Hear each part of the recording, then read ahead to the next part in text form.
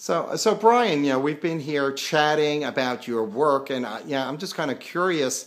The images and the people in your artwork, are they based on people you know? Oh, absolutely. I use family members and friends to pose for my books. And if you pan up here, the little girl in the yellow, that's my daughter Haley. She posed for the book I Too Am America, and she's in one of the images there. Right. As well. And in this book, the stars of the book are my neighbors who live across. The little kid in the book, he was 9 at the time. His name is Ryan, and he posed for this book, I Too Am America. So I enjoy using either family members or friends to pose for the books, because what happens when a whole family gets together, that familiar gesture, the body language speaks volumes, and it helps enrich the story.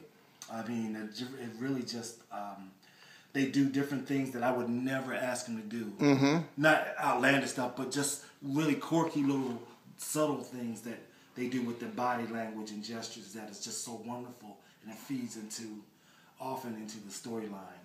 And I just like to see that comfortable, laid back approach and when they get involved. And also, the big picture is this kid grows up with a book about himself. Right, exactly.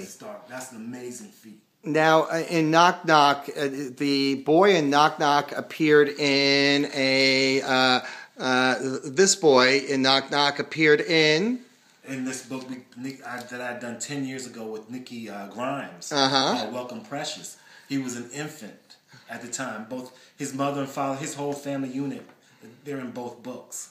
And he has 2 other siblings now that appear in Knock Knock coming up.